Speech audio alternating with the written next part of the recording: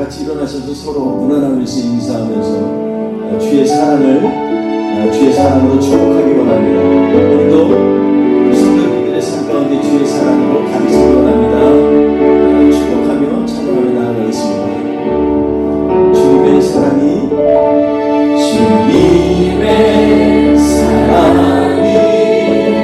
당신을 통해 온 세상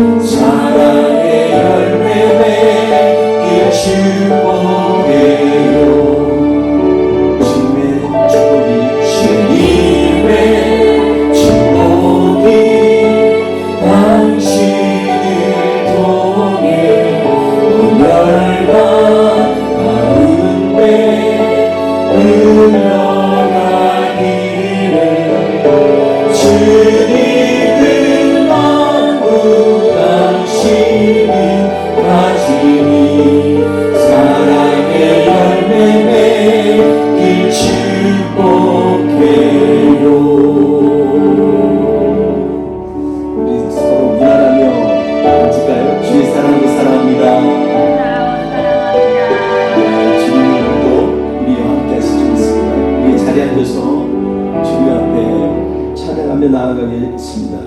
오늘도 주님께서 우리에게 약속하신 말씀 붙들고 나아가기 원합니다. 이 시간에 우리에게 새 허락하여 주셔서 말씀 위에서 승리하게 하여 주옵소서. 강하고 담대하게 주님을 의지하기 원합니다. 선포하며 주님 앞에 나아가겠습니다. 박수 치며 찬양할까요? 아멘. 주님 약속하신 말씀 위에서 영원토록 주를 찬송하리라. 소리 높여 주께 영광 돌리며 약속 믿고 굳게 서리라. 굳게 서리 영원하신 말씀 위에 굳게 서리. 그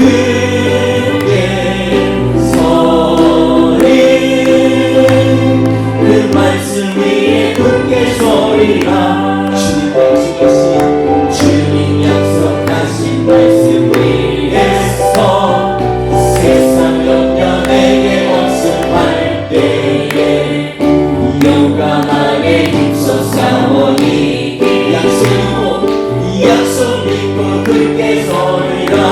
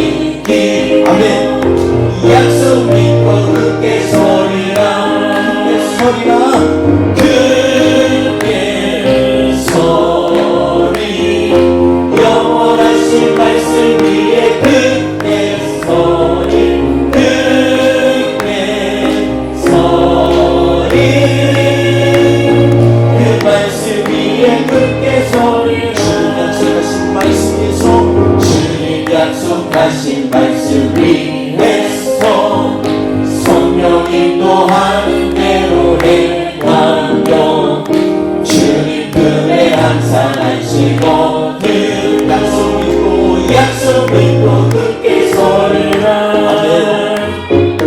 굳게 서리 영원하신 말씀 위에 굳게 서리.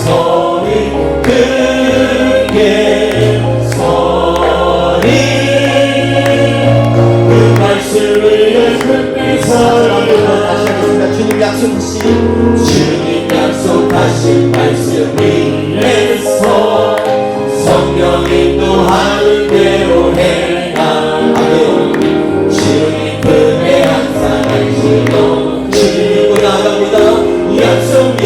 크게 서리라 크게 소리 크게 소리 영원하신 말씀 위에 크게 소리 크게 소리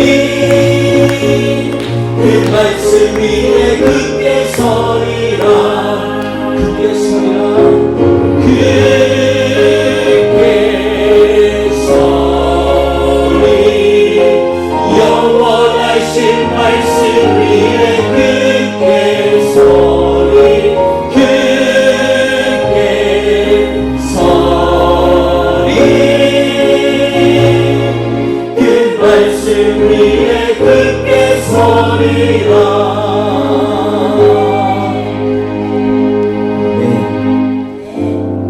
살아계신 말씀 위에 굳게 서기 원합니다. 제가 어제 묵상하면서 마하나임 지역에 대한 묵상을 잠깐 했어요. 마하나임이라는 지역은요, 원래 야곱이 이 삼촌 라반의 집에서 돌아오면서 약국 강가를 이제 머물면서 그곳에서 주님과 씨름하던 그 지역에서 이름을 마하나임이라고 그랬습니다. 마하나임의 원래 의미가 툴캠프입니다. 어떻게 보면 두 군대라고도 할 수 있는데 어떻게 보면 야곱의 마음을 비춘 것 같아요. 한편으로는 라반의 손에서 이제 삼촌의 손에서 놓였기 때문에 좋지만 불같은 조약을 메었기 때문에 뒤에 더 이상 돌아갈 수도 없어요. 앞으로 가자니 애서형이 걸립니다. 둘 다 이제는 뭔가 회복을 해야 되는데 자기 힘으로 안 되거든요. 그래서 아마 그 지역을 마하나임이다 이렇게 이루면서 하나님 앞에 기도의 자리로 나가지 않았나 그런 생각을 해봅니다. 오늘 우리 본문 말씀에도 마하나임이 나옵니다. 우리의 삶 가운데 오늘 이 시간에 앞으로 나아가는데도 참 애매하고 뒤로 후퇴하기에도 어려운 그런 삶이 우리 누구에게나 있는 줄 압니다. 인생을 다시 한번 돌이키면 얼마나 좋겠습니까? 근데 돌이켜지지도 않고 한 번 사는 인생이기 때문에 그냥 후회와 앙금만 남을 수 있습니다. 그러나 이 모든 것들을 이길 수 있는 그러한 우리에게 승리의 비결이 있는데 그것은 바로 오직 주님의 은혜입니다. 주님이 우리를 돌보시면서 주의 은혜로 너희가 온전하게 서라라고 주님은 오늘도 위로의 말씀을 주십니다. 주님 내 힘으로 안 되는 것 주님이 행하실 줄 믿습니다. 우리 고백하면서 주님 앞에 이 찬양을 올려드리겠습니다. 오직 주의 은혜로 오직 주의 은혜로 지금 여기 서 있네 하늘 경배 찬양 내 영혼 예배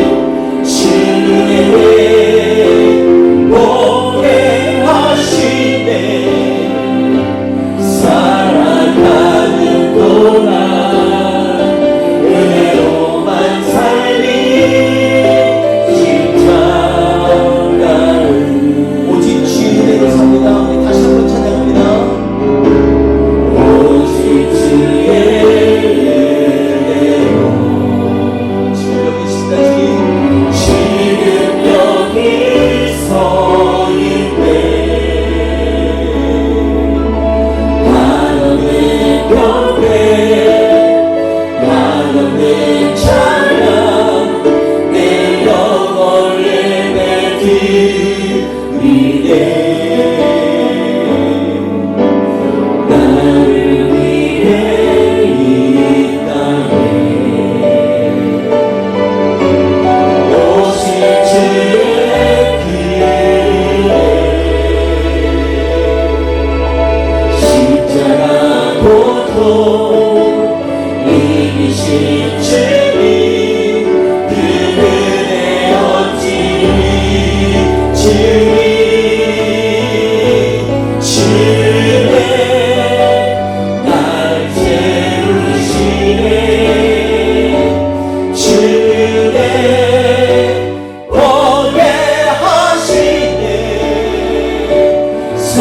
살아가는 동안 은혜로만 살린 십자가를 주로 날 채우십니다. 주네 날 채우시네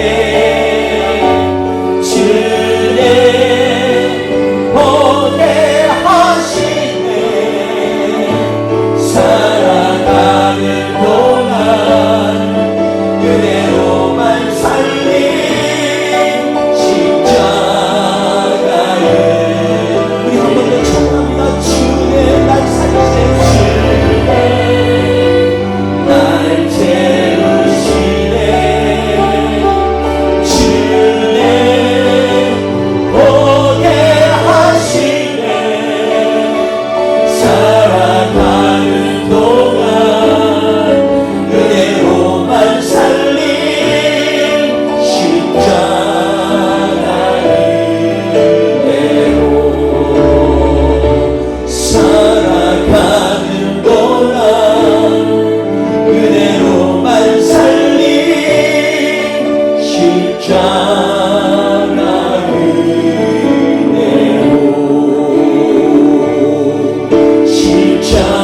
십자가를 은혜로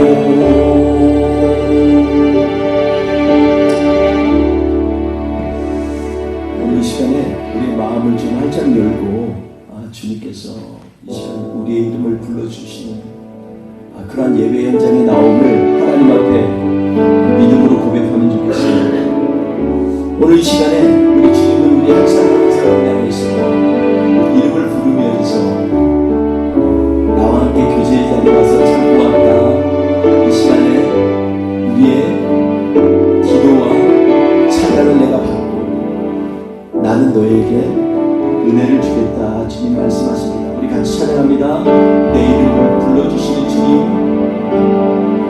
내 이름 불러주시고 내 삶의 주인 되시는 내 삶의 주인 되시는 내 맘에 노래 되시는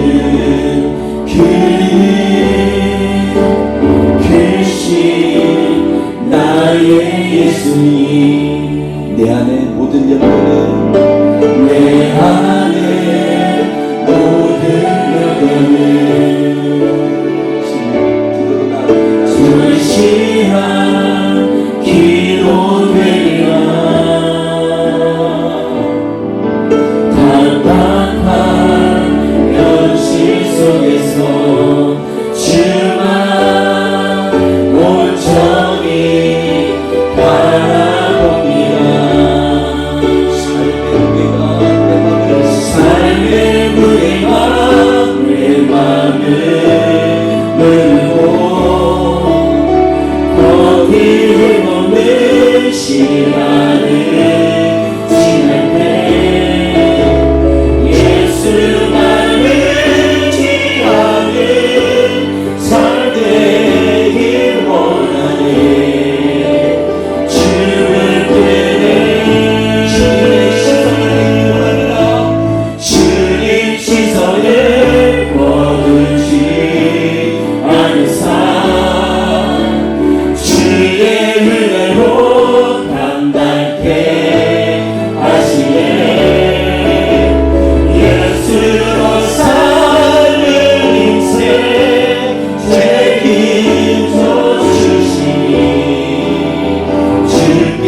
나가기에 이 시간에 이 찬양처럼 우리 이 시간 주님 앞에 간절히 기도하며 나가기 원합니다. 주님, 삶의 무리가 아무리 짓눌러도 예수로 사는 인생을 감히 대항할 수 없습니다. 이 시간에 우리가 예수의 이름으로 승리하며 나가기 원하오니 주님, 이 시간 우리의 인생 책임져 주시는 주님 들고 나아가겠습니다. 우리 같이 주님 앞에 간절히 기도하며 나아가겠습니다.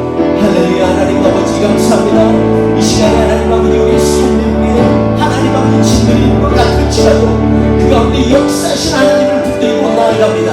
주님, 이 시간에 우리의 힘 내시는 여호와여 하나님 함께하여 주옵소서. 주님, 우리의 간절한 부르짖음 가운데 귀 기울여 주시며 우리 주의 말씀 붙들고 소망 붙들고 나아갈 때 주여 우리의 인생 가운데 역사하여 주시옵소서. 친구의 하나님, 이 시간에 우리를 치유하여 주옵소서. 감당하게 하여 주옵소서. 믿는 자에게 눈치 못함이 없다고 하셨사오니 주여 이 시간 세입 붙들어 주시고 주님 임하여 주시옵소서. 주님 붙들고 나아가는 우리의 인생을 주님께서 새롭게 하실 줄 믿습니다. 할렐루야. 주님 앞에 찬양하며 나아갑니다. 우리 한 번 더 찬양합니다. 내 이름 불러주십니다. 내 이름 불러주시고 내 삶의 주님 되시네. 그렇습니다. 주님을 찬양합니다. 내 맘에 노래 되시네.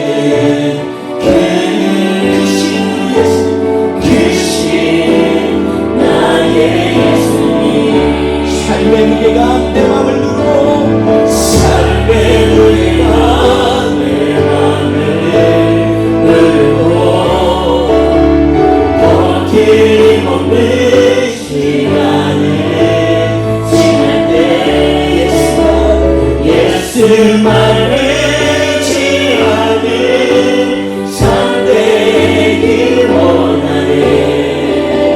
주님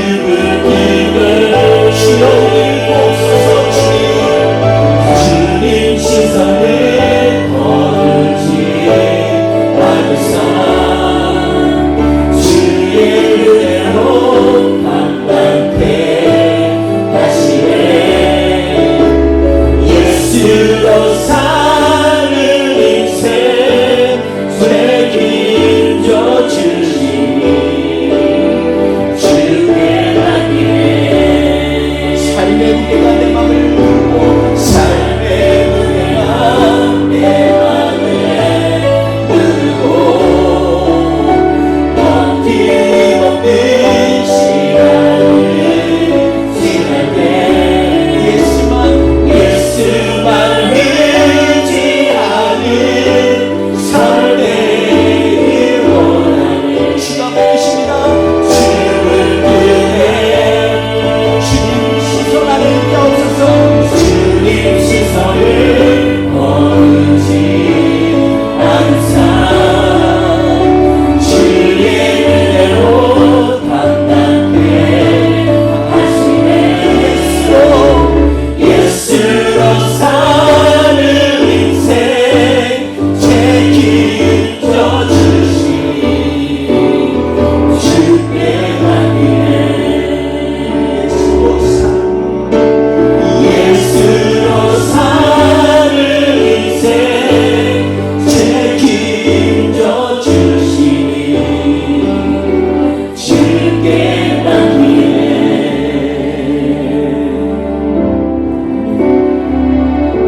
예수로 사는 인생 책임져 주십니다.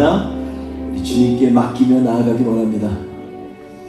우리 이 시간에 우리 안에 충만케 하시는 주님 바라보며 나아가겠습니다. 우리 그 하나님을 찬양하면서 내 이름은 아무것도 아니지만 주님은 높으십니다. 찬양하며 나아가겠습니다.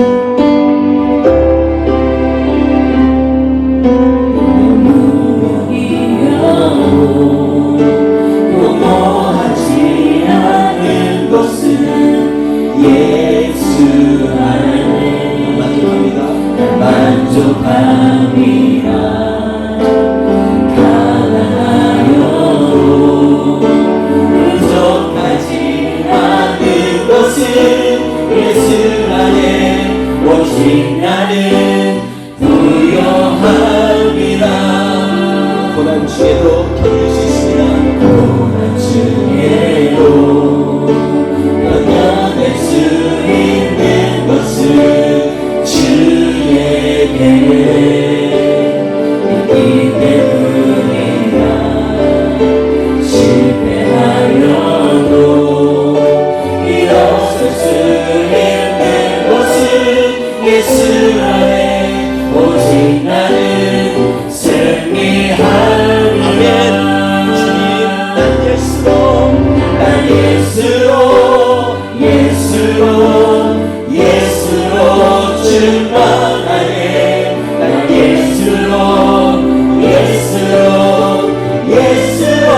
충만하네. 난 예수로 충만하네.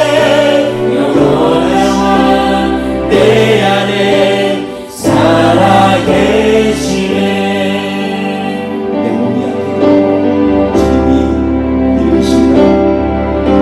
내 몸이 약해도 낙심하지 않는 곳은 예수 안에 나 완전함이라. 화려한 세상 두렵지 않는 곳은 예수로 충만함이라. 난 예수로 삽니다. 나 예수로 충만하네. 세상 모든 것들도 두렵지 않네. 나 예수로 충만하네. 영원한 내 안에 살아계신 난 예수로 충만합니다. 예수로. 나 예수로 충만하네. 세상 모든 풍파도 두렵지 않네. 나 예수로 충만하네. 영원한 내 안에 살아계시네. 나 예수로 충만하네. 세상 모든 것들로 두렵지 않네. 예수로 삽니다. 나 예수로 충만하네. 영원한 내 안에 살아계시네. 영원한 내 안에 살아계시네.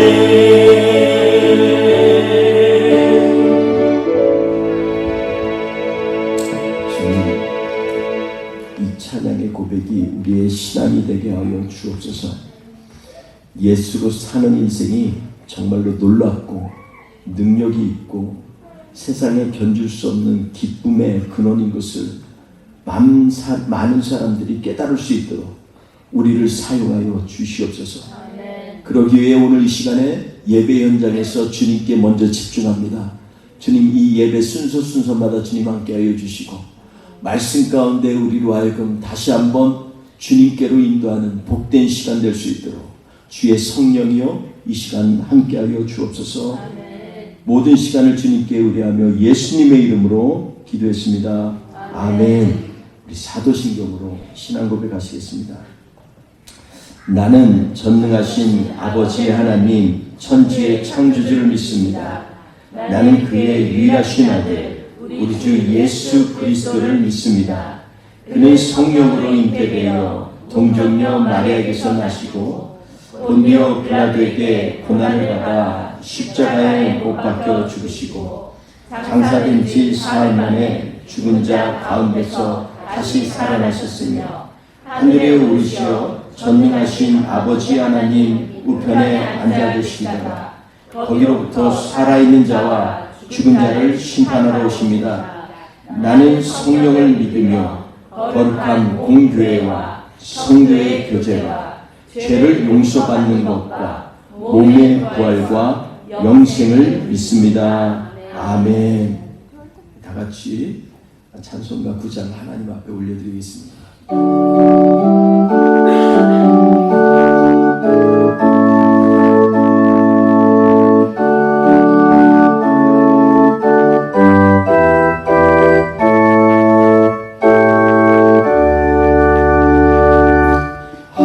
하늘에 가득 찬 영광의 하나님 온 땅에 충만한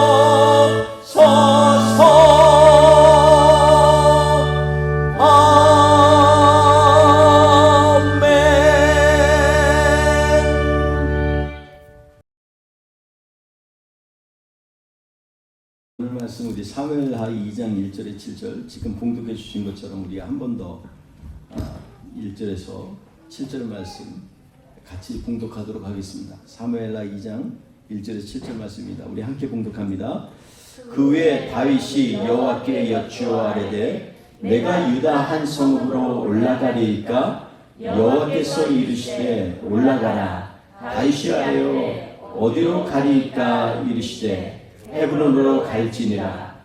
다윗이 그의 두 아내 이스라엘 여인 아히노함과 갈멜 사람 나발의 아내였던 아비가일을 데리고 그리로 올라갈 때에 또 자기와 함께한 추종자들과 그들의 가족들을 다윗이 다 데리고 올라가서 헤브론 각 성읍에 살게 하니라. 유다 사람들이 와서 거기서 다윗에게 기름을 부어 유다 족속의 왕으로 삼았더라.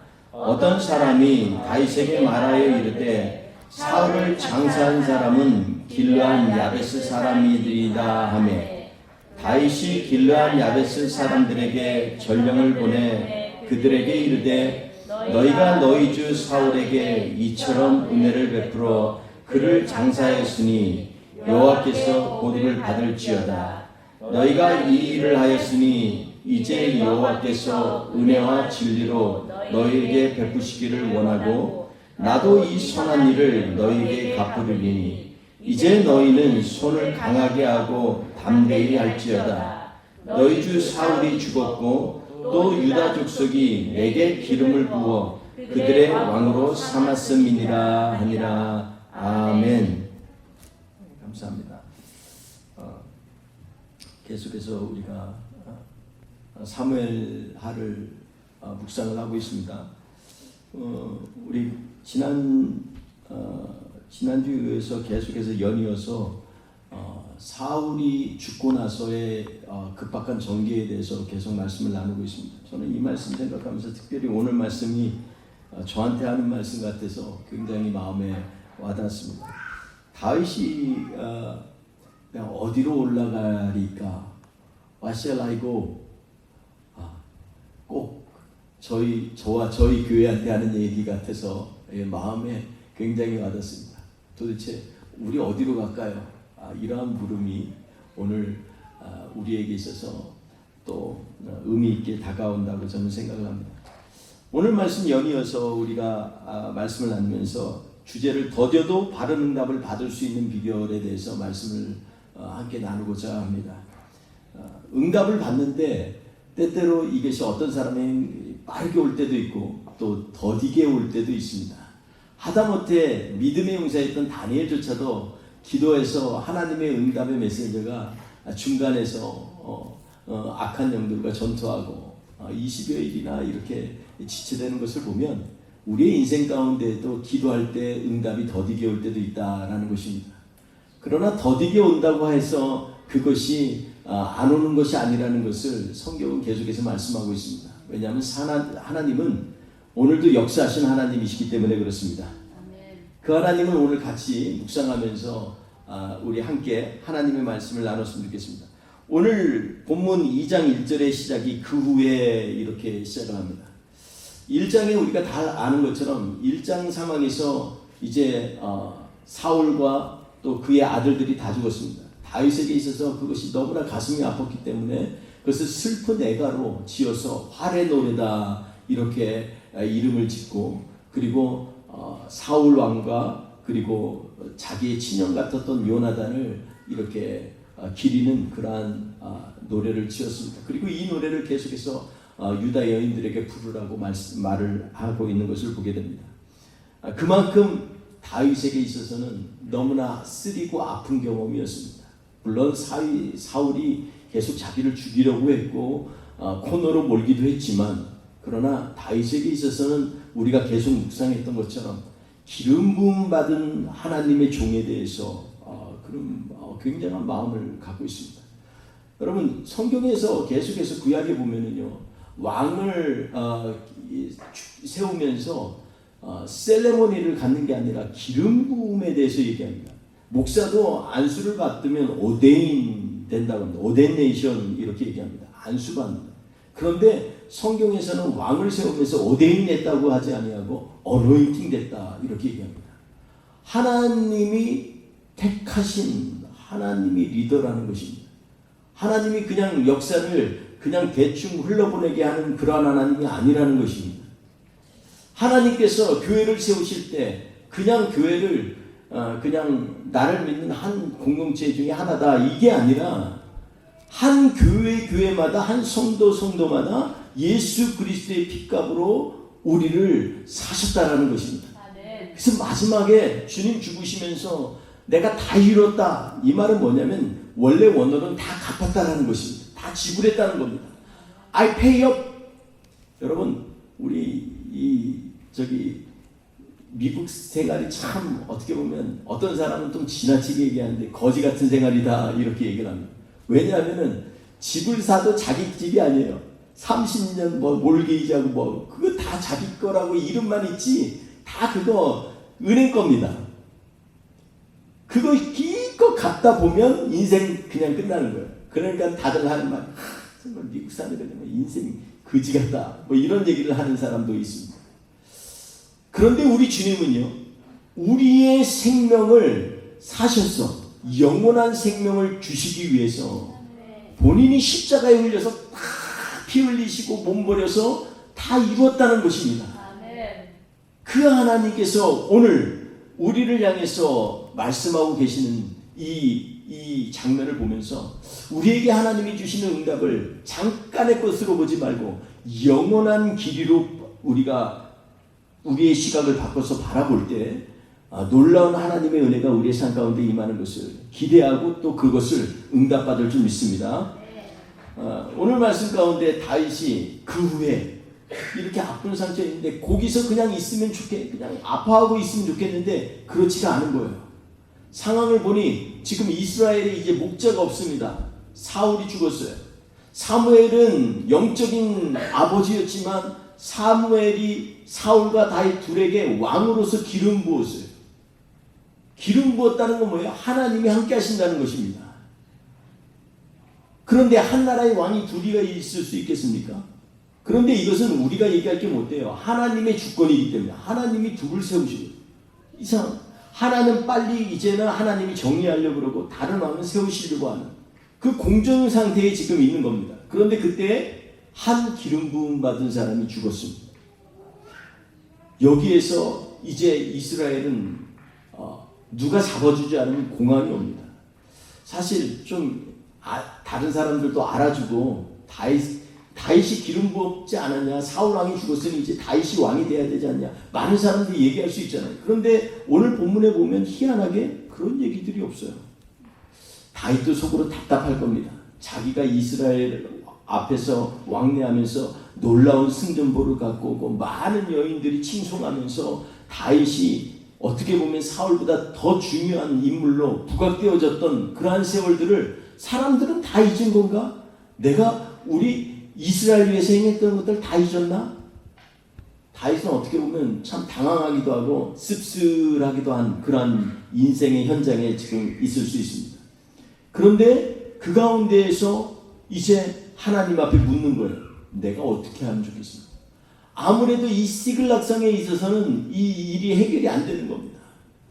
그래서 하나님 앞에 묻습니다. 내가 다 유다의 성읍 중에 하나로 올라가니까 하나님께서 Yes, you go. 올라가라는 거예요. 그러면 What shall I go? 어디로 가야 되니까? Where shall I do? 어디로 가야 됩니까? What shall I do? 무엇을 해야 됩니까? 이 얘기죠. 하나님 앞에서 묻습니다. 몇 번을 물었는지 성경에 나오지 않아요. 그런데 중요한 것은 뭐냐면 이 응답에 대해서 헤브론으로 가라 말씀하고 있습니다. 헤브론은 어느 곳입니까? 헤브론은요 레위인들이 거주하는 곳입니다. 헤브론의 이 원래 본토는 유다에 속해 있지만 그러나 헤브론은 이 도피성 중에 하나이고 유다 백성들이 유다 제사장들이 그 레위 제사장들이 살 수 있도록 유다 백성들이 할애한 곳 중에 하나입니다. 아주 중요한 고성이죠. 그곳에서 하나님 앞에 예배를 드리고 그곳에서 하나님 앞에 경배를 하고 찬양을 하는 그런 곳입니다. 그런데 그곳으로 가라는 것입니다. 다윗에게 하나님이 요구한 것은 먼저 하나님 앞에 경배하고 예배하는 자리에 먼저 가라는 것입니다. 그리고 거기에 가서 하나님 앞에서 예배하고 경배를 드리는 가운데 유다의 장로들이 몰려왔습니다. 그리고 그를 다시 한번 기름 부은 왕으로 세웠습니다. 그래서 유다 왕이 됩니다. 이제 이스라엘 백성도 오겠거니 했는데 오진 않습니다. 그런데 가만히 들어보니 야베스 사람들이 이 사울의 시신을 갖다가 죽음을 무릅쓰고 갔다가 벳산 성읍에서 떼어다가 장사를 지냈다는 거예요. 그래서 이 야베스 사람들에게 이 전가를 보냅니다. 전령을 보내서 얘기합니다. 너희가 정말 지극히 너희 주 사울을 향해서 지극히 좋은 일을 했다. 하나님이 너에게 은혜와 복을 내릴 것이다. 계속 칭송을 합니다. 그러면서 마지막에 은근히 얘기를 하죠. 내가 이 유다 장로들이 이제 나에게 기름 부어서 내가 왕이 되었다. 이 얘기를 합니다. 너희는 담대하고 편안하라. 이렇게 얘기합니다. 그래서 이 야베스 사람들이 그 얘기에 대해서 응답했단 말이 하나도 없습니다. 그런데 거기까지만 다 나와. 마지막 우리 사무엘 뒤에 후반전에 보면 그 바로 뒤에 뭐가 나오냐면 그때 이 사울의 충복이고 2인자였던 분이엘이 이스보셋이라고 하는 사울의 아들을 데려다가 왕으로 세우는 장면이 나옵니다. 어디서 세우냐면 마하나임에서 세웁니다. 그래서 그곳에서 세우면서 이 이스라엘을 새롭게 하려고 합니다. 그런데 가만히 생각해 보십시오. 사실 지리적으로 보면요, 마하나임은 야복강 건너서 혹은 그 부근입니다. 이 마하나임 지역은요, 지금으로 보면 이스라엘 영토가 아니라 오히려 시리아의 영토에 가깝습니다. 그래서 모압, 암몬 위에 있는 그러한 지역에 있는 이 곳입니다. 그래서 이 요단강 동쪽편에 있는 그러한 성읍입니다. 여기도 레위인들이 사는 곳이에요. 중요한 곳입니다. 아까 우리가 찬양 가운데 나눈 것처럼 마하나임은 정말 야곱의 고백입니다. 야곱을 우리는 우습게 보지만 야곱 맨날 할 때 참 뒤꿈치 잡고 잡은 자 정말 야비하고 맨날 속이고 그래가지고 그러나 하나님이 긍휼히 여기시다 이렇게 얘기하지만 그런 야곱임에도 불구하고 야곱은 하나님을 만난 곳마다 지명을 붙인다. 예를 들어서 집을 떠나서 정말 삼촌 라반 본 적이 없을 수도 있어요. 그런데 그 집을 가면서 한 곳에서 돌베개 베고 잠을 잤는데 그곳에서 하늘에서 사다리가 내려오고 천사들이 오르락 내리락 하는 것을 봤습니다. 이것이 하나님의 전이다. 그래서 그것을 뭐라 그래요? 베델이다. 베델이라는 이름도 줬습니다. 루스라는 때 이름 대신에 베델이라고 이름을 줬습니다. 오늘 이 마하나임 지역도 마찬가지입니다. 그가 아마도 꿈에서 환상에서 하나님의 군대가 딱 두 캠프가 지켜있는 걸 보면서 용기를 얻었을 거예요. 왜냐하면 뒤로도 갈 수 없고 앞으로도 가려니 머뭇거리고 지금 참 길을 떠났지만 어디 갈 만한 곳이 없는 것 같은 그런 느낌입니다. 그래서 그는요, 야복강 건너면서도 이 두 캠프의 그런 환상 때문인지 몰라도 이 모든 재물과 재산을 갖다 두 때로 나눴다 이렇게 얘기하고 있습니다. 한 때를 보내고 두 때를 보내고 한 때는 에서에게 주고 그러면서 가는 곳마다 종들에게 얘기합니다. 나는 형 에서의 종입니다. 형의 그 사랑에 힘입어서 여기까지 부산에 왔는데 형에게 주려고 하는 예물입니다. 이렇게 얘기하라는 겁니다. 여러분 저는 야곱이요 기회주의적인 것 같지만 그의 삶 가운데 있어서 하나님께서 앞에서도 지키시고 뒤에서도 지키신다고 하는 이 고백이 그의 삶을 이끌었다고 저는 믿습니다. 여러분 우리 인생이 우리의 믿음의 자리에서 우리가 뭔가 의지를 가지고 한다고 해서 그것이 하나님 앞에 평가가 됩니까? 물론 하나님 평가하시죠. 그러나 더 중요한 것은 뭐냐면 그 이전에 하나님은 우리를 긍휼히 여기시고 우리를 사랑하시는 하나님이시기 때문에 그 하나님을 의지하고 나아가는 데서부터 하나님의 역사는 시작되는 것입니다. 오늘 본문 말씀에서 그러한 가운데에서 이 다윗은 어떻게 행했는가를 우리가 좀 봤으면 좋겠습니다. 다윗은 지금 하나님 앞에 이미 응답을 받은 지가 오래됐어요. 20여 년이 됐어요. 어릴 때부터 10대에서부터 하나님이 기름 부음을 받아서 이제 앞으로 다가올 세대를 준비하는 리더로 세웠습니다. 그런데 그것을 기다려도 안, 이제는 때가 됐나 보다 했는데 사울왕이 죽었는데도 이스라엘 백성들은 오히려 마하나임 저에게 가서 지금 나라를 세웠습니다. 물론 마하나임에서 세웠다는 게 이해가 안 될 수도 있어요. 그러나 그 전에 길보아 전투를 이해하면 충분히 이해가 됩니다. 지금 이스라엘의 중앙 가장 핵심적인 에브라임 지파에 속했던 땅, 그 다음 길보아 산들 다 빼앗겼어요. 블레셋이 다 잡아먹었습니다. 그러니 어떻게 해요? 거기서도 멀리 떨어진 마하나임에 가서 나라를 새롭게 합니다. 그것도 보면 여러 가지 신학적인 견해가 있지만 보면 그곳에서 이스보셋, 사울의 아들 이스보셋을 갖다가 왕으로 세워서 2년을 치리했다고 얘기했어요. 근데 다윗은 7년 6개월을 유다 왕으로 이 유다를 다스렸어요. 그러면 계산이 안 맞잖아요. 그래서 여러 가지 추측을 할 수가 있는데 아마도 한 5년 동안은 이스라엘 백성들의 여러 가지 의견도 있고 그 가운데 분이엘이 혹시 마음속에 내가 한번 왕이 되어야겠다 이런 생각으로 아마 조정을 하면서 그게 안 되니까 결국은 나중에 정당화하기 위해서 사울의 아들을 찾아가지고 왕으로 세운 것이 아닌가 이런 얘기들을 신학자들은 하고 있습니다. 어쨌든 간에 2년 동안 왕이 됐어요. 그것도 정말 저 변방 마하나임 지역에다가 나라의 수도를 세우고서 2년을 왕을 했어요. 그러나 다윗은 이 예루살렘에서 남쪽으로 30km 떨어진 이 헤브론에서 유다 왕이 되었습니다. 여러분 이 내면에 보면요 굉장한 그런 싸움이 있습니다. 영적 싸움일 수도 있고 또 하나는 이 세상의 세력적인 싸움일 수도 있습니다. 마하나임의 근본은 우리가 나는 것처럼 왜 마하나임에 정했을까? 물론 거기에 철도 나고 또 베냐민 지파가 땅을 빼앗겨서 그쪽으로 대거 이동했을 수도 있어요. 그리고 그곳에서 사람들을 규합했을 수 있어요. 그런데 중요한 것은 마하나임을 영적으로도 야곱으로부터 온 정당성이 있어요. 이스라엘의 뿌리라는 것이죠. 근데 헤브론은 어떤 곳입니까?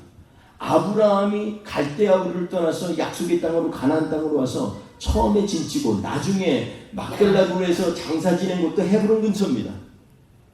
아브라함을 붙잡고 나라를 새롭게 하겠다는 한쪽에서는 다윗, 다른 한쪽에서는 우리의 조상의 야곱의 하나님, 우리를 이끄셨던 그 야곱을 통해서 12지파가 나왔던 그 지파의 하나님을 믿고 나가려는 세력, 두 세력의 치열한 정당성의 싸움이기도 하기도 합니다. 결국 이런 일들은 나중에 바로 그 이후에 일어나는 치열한 전투들이 많이 일어나는데 그 중에 하나가 기브온에서 나오는 전투가 있어요. 그 전투 가운데에서 이 분이엘이 12명과 신복과 요압 장수 이 다윗의 신복의 요압 장군의 부하시 12명이 싸워서 거의 다 죽어버립니다. 12명이 서로 칼로 가슴을 이 허리를 찔러서 죽였다라고 기록되어 있습니다. 그만큼 치열한 곳이었습니다. 이 기브온도 원래는 아브라함과 베냐민에 속해 있는 베냐민 지파의 땅이에요. 근데 에브라임과 베냐민 지파의 땅을 아무래도 회복하고 싶잖아요. 그래서 아마 분이엘과 그 정찰대가 오지 않았나 이런 얘기들도 합니다.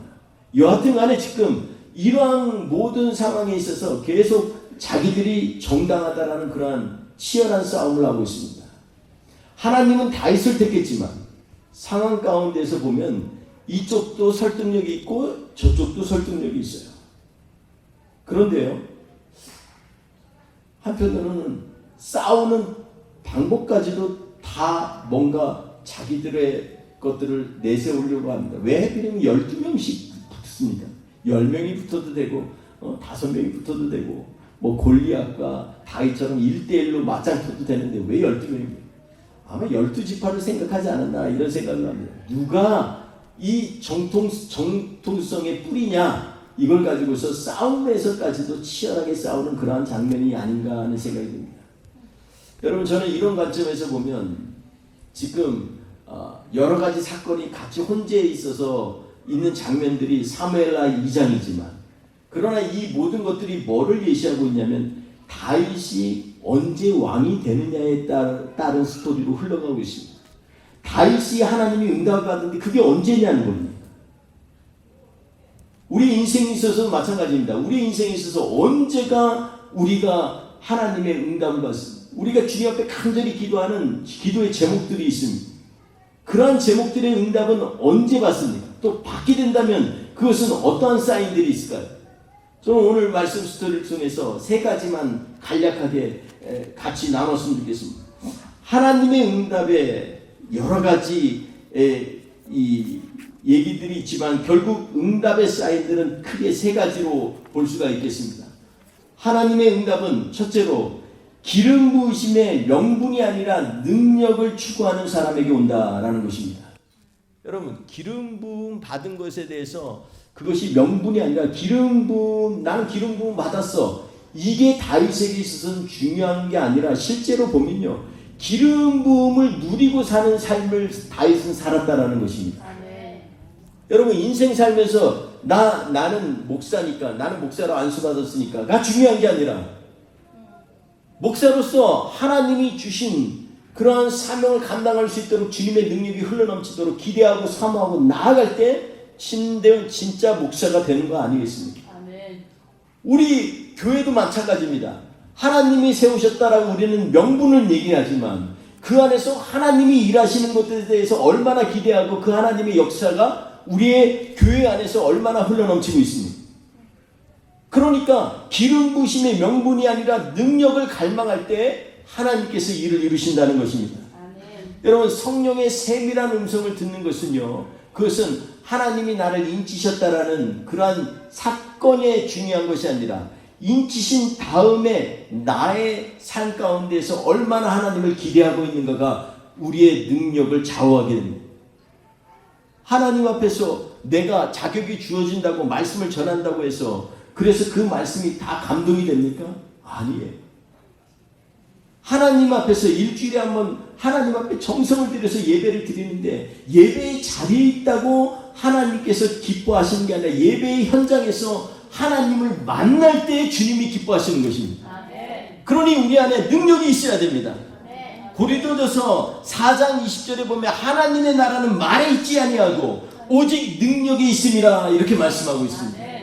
여러분, 말만 많이 하는 게 아니라 말은 한마디를 해도 그 말 가운데 능력 있는 삶을 살기를 추구합니다.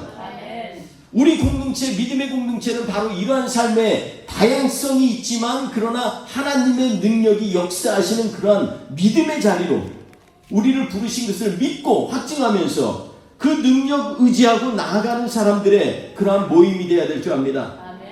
여러분, 두 번째로 하나님께서 인정하시는 삶이라고 해서 모든 삶이 순탄하지 않다는 것을 깨달아야만 합니다. 여러분, 하나님의 길을 간다고 해서 다 순탄합니까? 그러면 왜 선교사들이 저렇게 길을 쓰고 고생을 합니까? 왜 수많은 사람들이 순교의 피를 흘립니까? 예수님의 12제자들이 왜 몽졸이 유다 자살한 것 빼놓고 나머지 따로 세웠던 12제자들, 사도들 다 왜 순교의 자리로 갑니까? 뭐가 그렇게 아쉽다고 좀 피하면서 대충 살아도 되는데, 여러분, 하나님께서 인정하는 자리는 고난을 받을 수 있는 자리이기도 하다는 것을 알아야 돼요. 무조건 고난받는 건 아니에요. 하나님이 평탄하게도 하시고 축복도 주셔요. 반드시 축복의 길로 인도하십니다. 근데 축복을 받는 자리가 그렇게 편안하지가 않아요. 정말로 기쓰고 하나님 앞에서 열심히 주님 의지하고 살려고 했는데 삶은 넉넉하지가 않고 빡빡해요. 근데 지나고 나니까 나도 모르게 이것저것 눈에 보이는 게 많습니다. 제가 인도 갈 때 아내한테 처음에 제가 먼저 선발대로 인도를 갔어요. 선교지. 갈 때 아내한테 가서 보니까 제 눈에는 다 있는 것처럼 보여요. 그래서 아내한테 연락해서 여보 여기 다 있어. 아무것도 가져오지 마. 근데 혹시 아내는 또 혹시나 몰라가지고 이 밥솥을 하나 가지고 왔어. 그래도 아내가 그거 안 갖고 왔으면 어떻게 할 뻔했나 싶습니다. 아무것도 없다라는 그 말 한마디 때문에 아내한테 여지껏 그때 그 말 때문에 내가 얼마나 고생했는지 뭐 이런 얘기들 때문에 제가 때때로 참 코너에 숨고 싶은 마음이 들 때가 많이 있습니다. 여러분, 정말 가서 보면은요, 주님의 길 따른다고, 주님이 주의 길을 인정한다고 해서 그곳이 다 평안한 길이 아닙니다. 하나부터 열까지 정말 고생투성이고 안 막히고 막 모든 것들이 다 형통하게 가면 얼마나 좋겠어요. 근데 모든 게 다 막힙니다. 하다못해 제가 전화를 신청을 했는데 이 신청한 거 받는 동안에 제가 26번인가를 갖다가 전화국에 우체국에 가서 컴플레인을 했어요. 전화 좀 제발 달라고. 3개월 안에 해주는 조건에 전화를 신청했는데 6개월이 지나도 안 왔어요. 그게 결국 이사를 또 갔어요. 안 돼서 이사를 갔어요. 이사 가니까 또 다시 해야 돼요. 또 가면. 그렇지만 결국은 전화도 받았어요. 여러분, 그렇게 정신없이 힘들고 어려운 시간 살다 오는데 어느 순간 딱 돌아보니까 우리 집에 밥솥만 있는 게 아닙니다. 식탁도 있고 침대도 생겼고 나중에 되니까 에어컨도 생기고 정말 하나님이 네 발 달린 차도 주고 너무너무 감사했어요. 뒤돌아보니까 그때는 정말 고통스러운데 지나고 나니까 나도 모르게 하나님이 은밀하게 하나씩 넣어주는 그 삶을 살 때마다 얼마나 기쁜지 모릅니다. 여러분, 우리 신앙생활도 바로 그런 것입니다. 하나님 앞에서 처음에 알몸으로 쓰잖아요. 하나님이 조금씩 가는데 나도 모르는 사이에 발이 아픈데 근데 어느 순간 보면 신이 심겨져 있고 조금 있다 하나님 저 추워요 그러면 외투가 덮여져 있고 하나님 한 가지 주님. 이게 축복입니다. 벼락부자 되는 게 축복이 아닙니다. 사랑하는 성도 여러분, 그러니까 두 번째 우리가 꼭 인정하고 나아가야 될 게 있습니다. 하나님의 응답을 확실히 받는 비결 중에 하나는 하나님께서 인정하는 삶이라고 모든 삶이 형통하진 않다. 여러분, 형통할 것 같으면 예수님께서 왜 그렇게 욕먹고 침튀기고 매맞고 가시면류관 쓰고 그 십자가 무거운 거 들고 채찍 맞으시고 왜 그렇습니까? 주님이 고난받으신 거든요. 그걸 통해서 우리에게 유익이 되기 때문에 아닙니까? 시편 119편 71절에 보면 고난당한 것이 내게 유익이라 이로 말미암아 내가 주의 율례들을 배우게 되었나이다. 시편 기자가 얘기합니다. 고난당할 때 나도 모르는 사이에 주의 율례가 배워집니다. 머리로 배우는 게 아니에요. 손으로 내 몸으로 배우는 게 주의 율례는요 몸으로 배우는 겁니다. 그러니 고난이 내게 유익이라는 것입니다. 억지로 고난받으라는 게 아니에요. 고난을 당했던 것이 내게 유익이라는 것입니다. 하나님이 어떤 사람은 형통하기도 하고 어떤 사람은 또 뺑뺑이 굴릴 때도 있습니다. 뺑뺑이 굴린 사람이 덜 익어서 그렇습니까? 아니요. 하나님이 더 귀하게 쓰시려고 그런지 믿습니다. 사랑하는 성도 여러분, 우리 공동체는 고난을 두려워하지 않고 고난받을 때마다 기대하는 공동체가 되기를 주의 이름으로 축원드립니다. 시편 34편 19절에도 의인은 고난이 많으나 여호와께서는 그의 모든 고난에서 건지시는도다 이렇게 고백합니다. 의인의 삶을 살려면 고난이 와요. 근데 고난 가운데서 그냥 놔두지 않으시고 우리 주님은 우리를 건지시는 하나님이시다 이렇게 고백하는 겁니다. 여러분, 우리가 잘 아는 대로 고린도후서 12장에 보면 바울이 얘기합니다. 내가 진짜 눈에 가시처럼 이렇게 몸에 진짜 이 가시가 있는데 내가 주님 앞에 3번이나 구했다. 이것 좀 해결해 주세요. 내가 그럼 주일 더 잘할 텐데. 근데 주님이 뭐라 그러냐면 내 은혜가 내게 족하다. 내 은혜가 내게 족하다. 이렇게 얘기합니다. 내 은혜가 내게 족한 것은 이는 내 능력이 약한 데서 온전해집니다. 이렇게 말씀합니다. 여러분, 그러니까 우리가 약한 거 자랑하는 거예요. 내가 뭐 다 가졌다고 그거 자랑하는 게 아니에요. 내가 약한 거 자랑하면요, 놀라운 건 주님께서 그 가운데 힘을 더하시고 능력을 더하시는 것입니다. 이러한 은혜를 겪은 사람들은요, 하나님의 은혜에서 떨어져 나가지 않습니다. 응답의 확실한 자리에 서게 됩니다. 하나님의 그리스도의 능력이 내게 머물게 하려 합니다. 여러분 안에 그리스도의 능력이 머물게 하려면요, 고난의 자리, 때때로는 힘든 자리, 아픈 자리에 놓을 때도, 구속진 자리에 놓을 때도 그거를 떨쳐나가야 됩니다. 여러분, 제가 아까 우리 솔로몬 지사님 광고하신 것처럼 다음 주에 우리 예배 후에 우리 회의가 있습니다. 교회 회의가 있습니다. 이름을 뭐라고 할까 했습니다. 그냥 일반적인 뭐 공동회 뭐 이런 얘기하기가 좀 그래. 회의, 진짜 말 그대로 회의를 하려고 해요. 근데 무슨 회의냐? 광야로 나가는 것을 결정하는 회의입니다. 그래서 지사님들하고 얘기해서 우리가 기도할 때 무엇을 놓고 기도할 것인가 딱 같이 한번 상의를 하고 그걸 갖다가 우리 안건을 수렴해서 자, 우리 광야로 나갑니다 하는 선포식입니다. 여러분, 저는 한편으로는 참 힘이 빠진 적도 있습니다. 아니, 이렇게 이제 우리 교회의 그 스크린도 옛날에 손으로 맨날 내리다가 이제 자동 스크린도 달았는데, 아니 이거 다니라고 지사님들하고 진짜 쉽지 않았는데, 바쁜데 나도 그냥 뭐 지각하고 막 일터에도 지각하고 막 이러면서 예쁘게 달고 뭐 다 했는데 나가라니 막 이런 생각이 들었어요. 하나님께서 그러시는 것 같아요. 너희 뭐 보고 지금 예배 드리냐? 예배의 주인이 누구냐? 너희가 예배의 대상에 대해서 예배의 만족이 너희 편안함이냐? 이런 얘기를 하는 것 같아요. 너무 감사한 건 제가 한 분 한 분 좀 이렇게 넌지시 떠봤어요. 근데 우리 성도님들이 저보다 믿음이 훨씬 좋아요. 7월 반에 나가야 되는데 내가 보니까 어디에 집터가 있더라 뭐라 그래. 목사님, 하나님께서는 없는 데서도 있게 하시고 있는 데서도 더 놀라운 하나님의 영광을 드러내는 하나님입니다.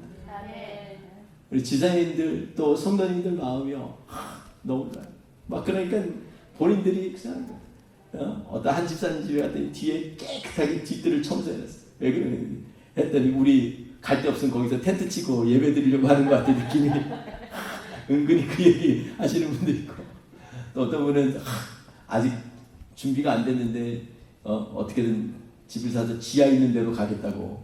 그 이유가 예배를 드리는 장소 때문에. 하여튼 각자가 별 얘기들을 하시는데 다 놀라운 건 뭐냐면 공통점이 광야로 나가자라는 것입니다. 뭔가 세상과 똑같은 분위기의 뉘앙스의 교회가 아니라 정말 유기적으로 한 사람 한 사람이 묶여져서 그리스도의 이름으로 뒹굴르고 같이 주님 때문에 같이 부르짖기도 하고 고난도 당해보고 아파하면서 이 세대를 준비하는 그런 믿음의 공동체에 되고자 하는 게 저에게 주는 우리 성도님들의 메시지예요. 다음 주에는 그래서 다른 회의하는 게 아닙니다. 이제 다 상의를 해서 우리 교회 집사님들하고 상의를 해서 몇 가지 세우규칙, 그 다음에 거기에 혹시 필요한 거 안건들 모아가지고 선포시간 광야 나가기 프로젝트. 기한 언리미티드. 몰라. 기한은 몰라. 하나님이 주실 때까지. 이제는 뭐 방법이 없어. 장소 뭐 상관없어. 뚫려도 좋고 하늘이 뚫려도 좋고 갇히면 좋고. 하여튼 하나님 앞에 조건을 내고 우리가 기도하면서 최소한의 우리가 필요한 거 하나님 앞에 구하면서 나가자는 거죠. 조건을. 우린 교회는 애들이 교인 수에 비해서 많으니까 애들을 잘 케어할 수 있는 거라든지 뭐 이런 조건 아이디어를 내서 거기에 맞게끔 하자. 호텔에 있는 회의실도 좋고 학교에 있는 뭐 식당도 좋고 어디도 좋습니다. 짐도 뭐 우리 집사님 한 분이 미리 어디다 놔야 될지 싸게 놔야 될지 내가 깜짝 놀랐어요. 그 생각도 못했는데 이미 참 그래서 진짜 나는 행복한 목사다. 우리 집사님 얼마나 그냥 다들 믿음이 좋은지 알 수가 없어요. 여러분, 우리의 길이 때때로 고난 길이 있어도 힘들어하지 맙시다. 기대하며 나가면 하나님께서 그 가운데 새 일을 이루어 주실 줄 믿습니다. 한 가지만 더 우리 주목하면 좋겠습니다. 반드시 약속을 이루실 주님을 바라보면요 응답이 옵니다. 여러분, 목적이 눈에서 희미한데 응답이 언제 옵니까? 항상 목적이 있어야 돼요. 우리 교회 공동체의 목적 뭐예요? 주님을 영광스럽게 합니다. 우리 교회의 목적이 뭐예요? 주님의 사랑이 증거되는 것. 우리 삶의 이유가 뭐예요? 하나님의 자녀답게 사는 것. 여러분, 이러한 목적이 분명한 사람들에게는요 하나님의 응답은요 반드시 확실하게 온다라고 말씀하고 있습니다. 사랑의 성도 여러분, 우리의 오늘 주신 말씀의 비결은 성경 밖에 있는 게 아닙니다. 성경에서 계속해서 강조하는 말씀입니다. 오늘 사무엘하 2장에 다윗에게 주신 응답 7년 6개월 말에 왔습니다. 그런데 그동안 하나님이 싹 정리하셨어요. 다윗이 그때까지 마하나임에 있는 이스보셋이 그때까지 제대로 됐겠습니까? 블레셋이 이미 다 점령했고 다윗은 아마도 시글락에서 오면서도 아직도 아기스 왕 블레셋 왕의 신하였을 거예요. 한 번에 그렇게 못합니다. 왜냐하면 배신하면 바로 안 오겠습니까? 블레셋이 지금 사기가 충천하고 군대가 막강한데 아마도 그 신하로 있을 거예요. 그 애매한 시간을 갖다가 없이 단번에 이스라엘 왕이 됐다면 아마 이스라엘이 완전히 멸망당할 수도 있었을 거예요. 하나님은 그 시간을 준비시키면서 7년 반 동안에 다윗아 걱정하지 마라. 내가 너에게 기름 부은 이유를 내가 탄탄하게 해서 네 자손 천대에 이르기까지 하나님의 보좌가 여기서 흔들리지 않도록 내가 하겠다라고 하신 그 약속이 이루어지게 하시는 하나님이십니다. 아멘.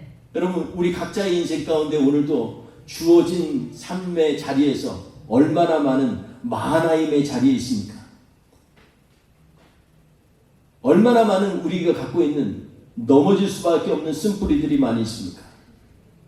그러나 그것 보면서 응답을 잊어버리는 그런 안타까운 삶의 자리로 가지 말고 하나님이 우리가 기도했으면 그것을 이루신 하나님을 믿고 의지하면서 그 하나님께서 행하실 걸 기대하면서 나아가는 하나님의 그러한 사람답게 응답의 확신을 가지고 나아가는 저와 우리 되시기를 주의 이름으로 축원드리겠습니다. 기도하겠습니다. 하나님 아버지, 주님 앞에 기도는 하나도 땅에 떨어지는 것이 없다고 하셨습니다. 반드시 이를 이루실 하나님. 그러나 그 가운데에서 우리가 꼭 기억해야 될 것은 바로 우리가 하나님이 우리를 부르셨는데 부르신 명분이 중요한 게 아니라 부르심에 합당한 능력을 갖기 위하여 주님 앞에 기도하며 나아가는 자리에 서야겠습니다. 하나님 아버지, 우리에게 하나님 고난이 올 수 있다라는 것, 언제든지 고난이 와도 두렵거나 떨리지 말고 오히려 그 가운데서 우리 예수로 말미암아 승리하는 우리 하나님의 사람들 되기를 원합니다.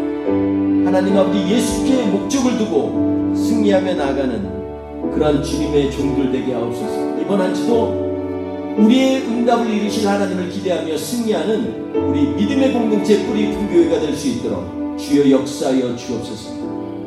예수님의 이름으로 기도합니다. 우리 한 번 더 고백하며 찬양합시다. 내 이름 불러주시고 내 삶을 주관하십니다.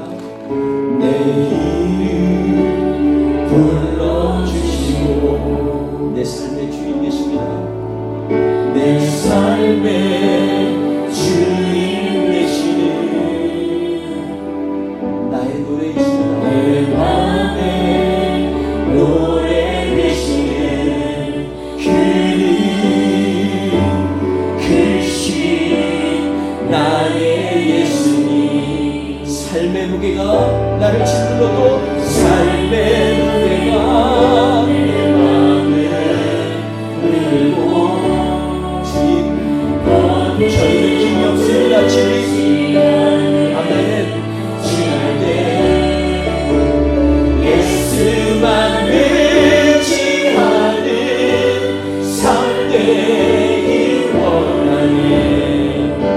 주를 뜨네.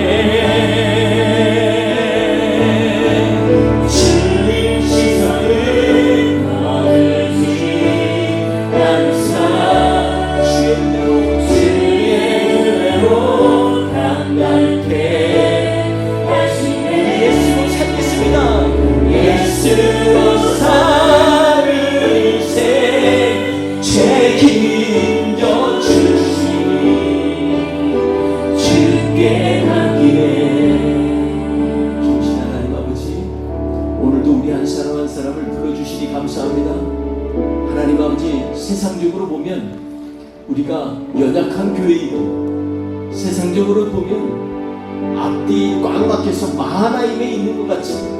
주님, 앞뒤로 주님 일 해결해 주세요 이렇게 부르짖는 그러한 인생이지만 예수로 사는 인생 주님이 책임져 주실 줄 믿습니다.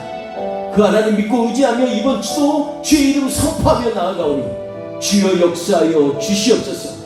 이번 한도 예수님 때문에 승리하고 예수님 때문에 주님 기뻐하며 나아가는 하나님의 백성으로 서리하여 주시옵소서. 주님의 오늘도 새 일을 내실 것 믿사오고 예수님의 이름으로 감사하며 기도합니다. 아멘. 지금은 우리 구주 예수 그리스도의 은혜와 아버지 하나님의 크신 사랑하심과 성령님의 동행하시고 역사하심이 이 시간에 하나님 반드시 기도에 응답하신 하나님임을 믿고 의지하며 나아가기로 결단하는 하나님의 백성들 머리머리 위에 우리 뿌리 깊은 교회 성도님들 머리머리 위에 그리고 이 땅에 수많은 아직도 예수 그리스도를 알지 못하는 그러나 안타깝지만 잃어버린 영혼들을 위해 지금부터 영원토록 함께 하시기를 간절히 축원하옵나이다. 아멘.